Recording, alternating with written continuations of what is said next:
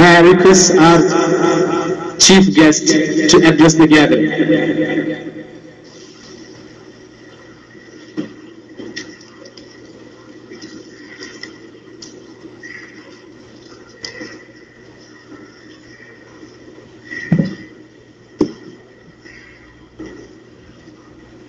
ബഹുമാന്യനായ അധ്യക്ഷൻ കാന്തപുരം ശ്രീ എ.പി. അബൂബക്കർ മുസ്ലിയാർ അവர்களെ, വേദിയിൽ ഉപവിഷ്ടരായിട്ടുള്ള ഇതര മഹാശയരെ, മാധ്യമ സുഹൃത്തുക്കളെ, സഹോദരി സഹോദരന്മാരെ, എന്നോടൊരു സാമാന്യം ദീർഘമായ പ്രസംഗം ചെയ്യാനാണ് എന്നെ ക്ഷണിച്ച എന്റെ സുഹൃത്ത് ആവശ്യപ്പെട്ടിരുന്നത്. പക്ഷെ ഇപ്പോഴത്തെ പ്രോഗ്രാം കണ്ടപ്പോൾ ഉദ്ഘാടന പ്രസംഗം 5 മിനിറ്റ് മാത്രമാണ്. ആ 5 മിനിറ്റ് കൊണ്ട് കാര്യമാത്ര പ്രസക്തമായി എന്തെങ്കിലും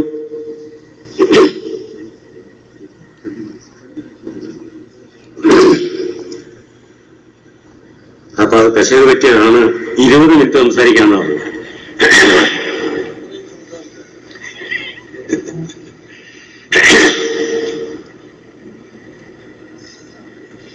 ഏതായാലും ആവശ്യത്തിന് സമയമുണ്ടെന്നാണ് അറിയിച്ചിരിക്കുന്നത്.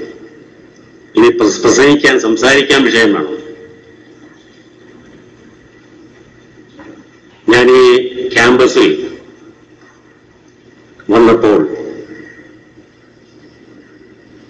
ഇതുപോലെ ഞാൻ വയനാട് ഒരു ഓർഫനേജ് ഒക്കെ നടത്തുന്ന ക്യാമ്പസിൽ പോയിട്ടുണ്ട്. ഞാൻ മലപ്പുറം ജില്ലയുടെ പ്രിൻസിപ്പൽ ജില്ലാ ജഡ്ജിയായിരിക്കെ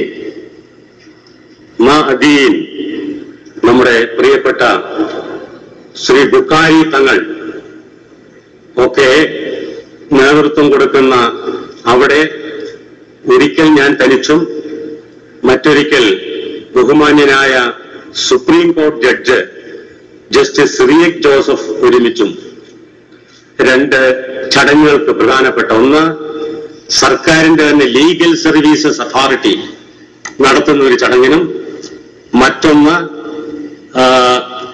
ഒരു ചിൽഡ്രൻസ് ഡേയോ ആണെന്നാണ് എന്റെ ഓർമ്മ, പോയിട്ടുണ്ട്. ഈ 3 ദിക്കിൽ പോയപ്പോ എന്തോ പ്രത്യേകത എനിക്ക് തോന്നി. ഈ മനോഹരമായ കെട്ടിടങ്ങൾ, സൗധങ്ങൾ കണ്ടിട്ടല്ല. അത് മലപ്പുറത്തുമുണ്ട്, അവിടെ വയനാടുമുണ്ട്. പക്ഷെ ഇവയെല്ലാം ഉൾക്കൊള്ളുന്ന മനുഷ്യ ജീവിതങ്ങൾ, കുട്ടികളുടെ ജീവിതങ്ങൾ, സാമാന്യ ജനങ്ങളുടെ ജീവിതങ്ങൾ, അവർക്ക് വേണ്ടി യാതൊരു തടസ്സവും ഇല്ലാതെ വളരെ സ്നേഹപൂർവം മനുഷ്യത്വത്തോടുകൂടി ഒരുക്കിയിട്ടുള്ള ഓരോ മേഖലകളും കണ്ടപ്പോൾ വാസ്തവത്തിൽ അവ എന്നെ ഊരിത്തെരിപ്പിക്കുകയുണ്ടായി എന്ന് ആത്മാർത്ഥമായി ഹൃദയം നിറഞ്ഞ ഭാഷയിൽ ഞാൻ പറഞ്ഞുകൊള്ളട്ടെ.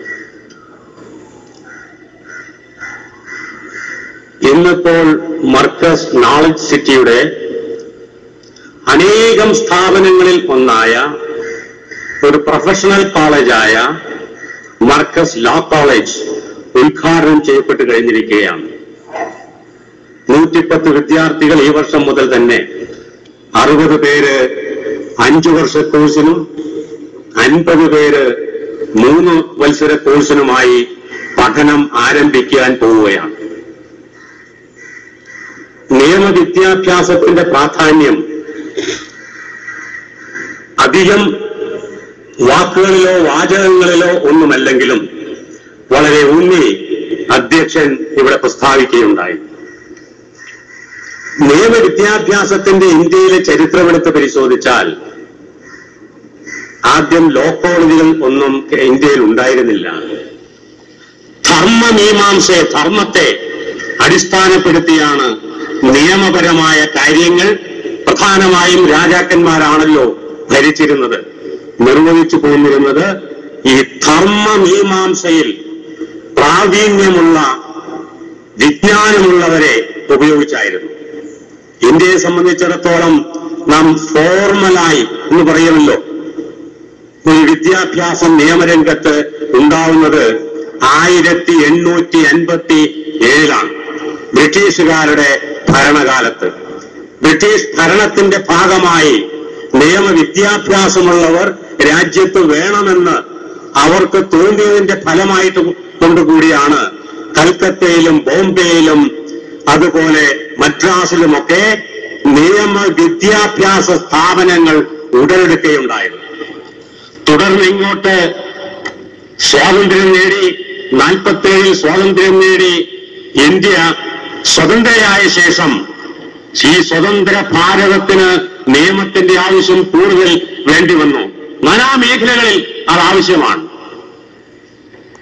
1956 യൂണിവേഴ്സിറ്റി ഗ്രാന്റ്സ് കമ്മീഷൻ നിയമം നിലവിൽ വന്നു.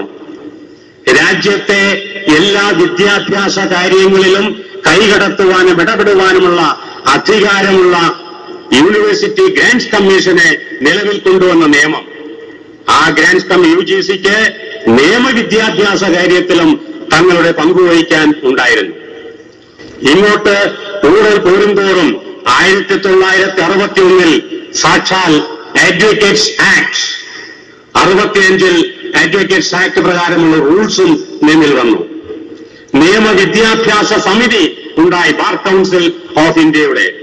സംസ്ഥാന ബാർ കൗൺസിലുകളും അതുപോലെ തന്നെ യൂണിവേഴ്സിറ്റികളും ഒക്കെയായി ചർച്ച ചെയ്ത് ഇന്ത്യയിലെ നിയമവിദ്യാഭ്യാസം എങ്ങനെ കരിപ്പിടിപ്പിക്കണം എന്ന കാര്യത്തെ സംബന്ധിച്ച് കൂലങ്കഷമായി ചിന്തിക്കുവാനും തീരുമാനങ്ങൾ എടുക്കുവാനുമുള്ള അധികാരം ആ അഡ്വക്കേറ്റ്സ് ആക്ട് പ്രകാരവും റൂൾസ് പ്രകാരവും ബാർ കൗൺസിൽ ഓഫ് ഇന്ത്യയ്ക്കും സംസ്ഥാന ബാർ കൗൺസിലുകൾക്കും ലഭിക്കുകയുണ്ടായി.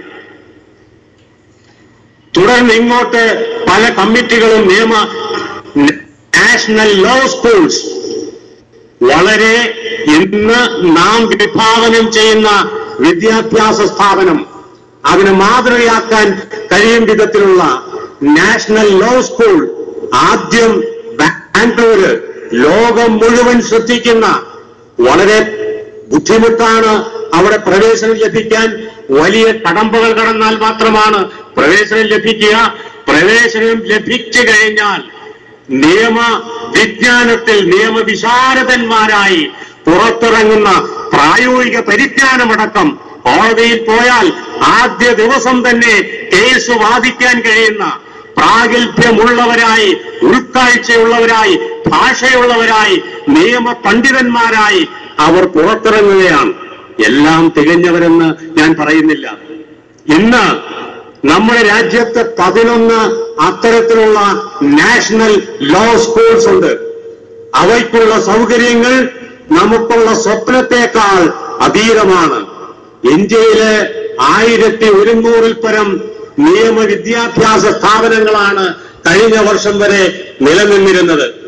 ആ സ്ഥാപനങ്ങളിലായി ഏതാണ്ട് 1,00,000-ൽ പരം വിദ്യാർത്ഥികളാണ് ഓരോ വർഷവും പഠിക്കുന്നത് ഇന്ന് ഇന്ത്യയിൽ. കേരളത്തിലാവട്ടെ കഴിഞ്ഞ വർഷത്തെ കണക്കെടുത്താൽ 45,000 അഭിഭാഷകരാണുള്ളത്.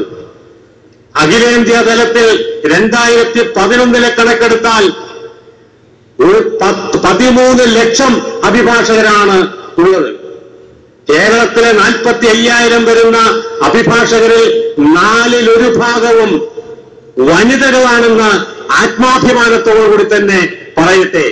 ഒരു കാലത്ത് വനിതകൾ വിദ്യാഭ്യാസം ചെയ്യാൻ പാടില്ല, ഇംഗ്ലണ്ടിൽ തന്നെ വിദ്യാഭ്യാസത്തിൽ മുന്നോക്കം നിൽക്കുന്ന രാജ്യമായ ഇംഗ്ലണ്ടിൽ തന്നെ ഒരു കാലത്ത് നൂറ്റാണ്ടുകൾക്ക് മുമ്പ് വനിതകൾ അഭിഭാഷകരാകാൻ അയോഗ്യരാണെന്ന് നിയമം മൂലം അവിടെ കോടതി പ്രഖ്യാപിക്കുകയുണ്ടായി. അവര് അനുഭവിക്കുന്ന അവരുടെ പ്രത്യേക